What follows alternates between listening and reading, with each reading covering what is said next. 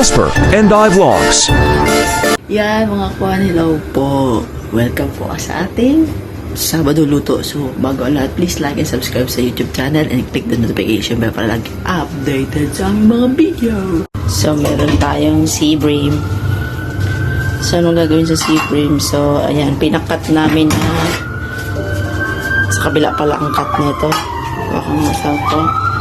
Yung cut na sa kabila po, ayan, pinakat na po namin and then ilalagay po namin yan sa oven gamit ng Pyrex. So, maghiwa ka ng Hindi, binabadan ko ito ng lemon. binawalan ng lemon usugasan niya. So, sa kabila, ito kayo na pa namin ito pinakulo. Siyempre, yan po ay pata. So, may mga gulay tayo dito sa ating pata. Kaya meron tayong Chinese cabbage at ang ating Baguio beans para sa ating nilaga. Yan po ang ating gulay na gagamitin. So meron tayong saba para sa ating merienda. So piprituhin lang natin yan, prito at lalagyan ng sukal. Diba? So ayan, naghihiwa siya ng luya at kamatis para sa ipapalaman sa ating isdang sea bream. Yan. So, ayan. Bago nyo ilagay ang isda sa oven, kailangan mo natin painitin ang oven. Hindi ako na ito dito na. Ang galing.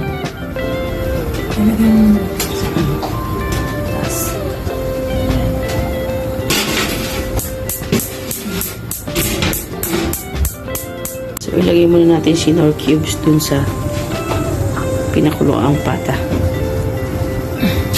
So, ayan, nilagyan niya ng paminta.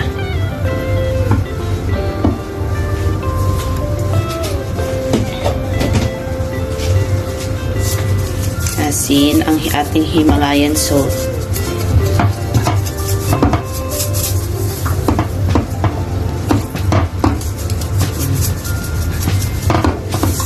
Hindi yan masyadong maalat. Lagyan natin ng bawang para. Yung nga sabihin ko sana sa'yo, powdered bawang. Hindi, buong bawang sa loob. Akala ko powdered lang lang. So, talagyan niya daw ng bawang. Mas masarap. Yummy. Pipit-pitin lang naman din yan.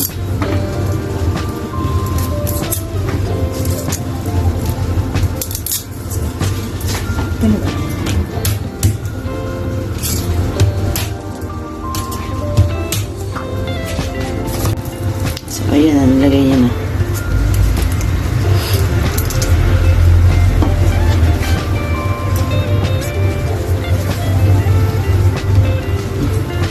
Tinaas natin ang kanyang damit kasi nasayang.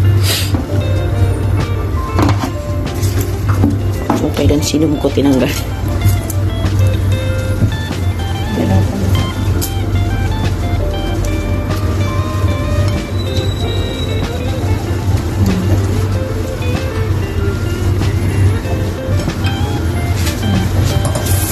Yan, the rest ng kamatis nilagay niya dyan kasi para patungan. Yan.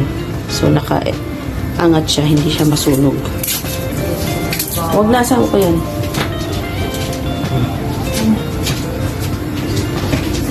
So, yan ang ating sea bream. Ang sinindihan niya muna ay sa baba muna, sa taas. Sa baba. Sa baba muna. So, mamaya na yung sa taas. Yan. Nalagay na sa oven. So, ayun mga kakwa, nakapagsaing na din tayo. Ito ba sinain mo? Yes, ito yan. So, habang tulog kami, so nagsaing na din kami. So, ayan. So, ayan, habang pinapakulo namin ang aming pata, tsaka habang nandun sa oven ang isda, slice na rin natin ang gulay natin. Ang Chinese cabbage. Ayan.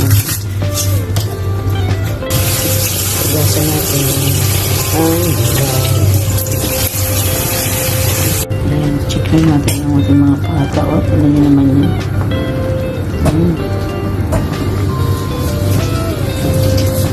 Sarap kapag sobrang lambot na lambot.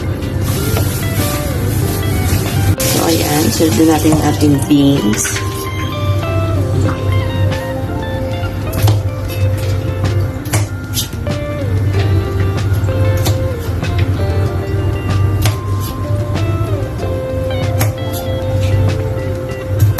So, ayan, dito naman tayo sa ating saging. Ano ba? Para ano na, diretso na merienda. Hindi na luto-luto pa. Tambay na lang doon sa kwarto. Para isang luto. Yan. Piprito lang natin po yan. Tapos nalagyan ng asukal.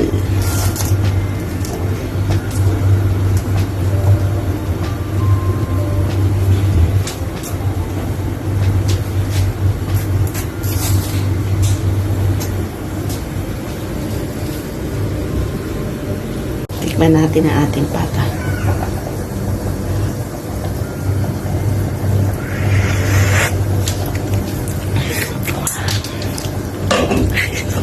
Bang ba? Medyo. So, ayan. Hindi patis. Sisimulan natin prituin ng saging. Checking. Press mo nga ang karne. Okay na? Medyo okay. Ay, tumalsik. Konti na lang. Konti na lang. Yan, prito-prito na tayo.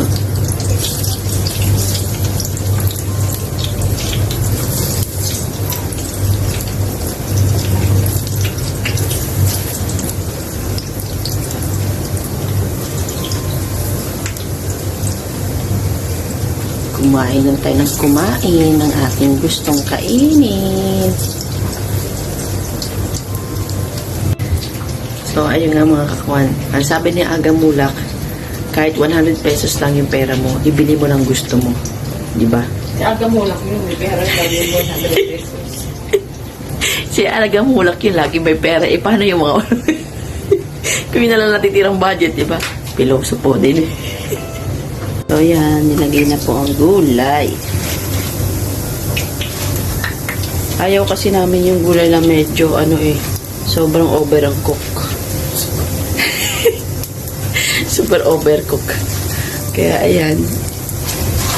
Masarap yung ini-steam lang. Yan, ang sarap. Ito po ay baboy na maraming gulay. Hindi masyadong. Yes. Tapos may sarsawang kayong patis. Na may lemon. Tapos may sili. Yan. At ito yung ating saging din. Nakaluto na tayo dyan. Okay. So, ayan po. Luto na po ang ating saging. At ayan, lagyan natin ng brown sugar. Voila! Voila! Nauna pang merienda. Yan ang ating saging. Gusto niyo ba yun? Sarap to sa kape. Sa umaga eh. Si Casper, kumain na rin yan ng pata, pero kulang pa daw. Kain ka pa ulit? Gutom ka? Gusto mo pa, no? Gusto pa? Sige, kakain ka ulit, ha? Wait lang po, ha? Sabay ka sa amin, no? Love you. Check natin ang ating isda. Wow, sarap talaga. Ang ating sea bream. Hindi pa na. Hindi pa. Sa taas mo ba ina na? Tataas na. Ayan. So, yun, check natin kung naluto na nga ba? Hindi pa po. Hindi pa siya luto. Hindi pa na. Hindi pa. Asawa. Habang naghihintay po kami maluto ang sea bream, tamang bunot po ng puting buhok. Aragay, kati. Kasi tinan nyo naman yung puting buhok ko, mga kakuan. Diba, wala nang paging. Maganda yan kasi highlights yan.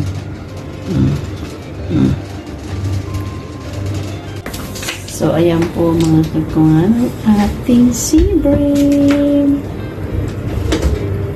Yummy. Sarap. Bon appetit! So, ayan ang ating pata. Luto na, kakain na. At ito ang sausawan natin patis na may sili. At ang sea bream natin nandito. Luto na. At ang saging natin mamaya na to. So, ayan, kakain na tayo. So, ayan mga kakuan, kakain na po kami. Ang kumakain na yung kalde.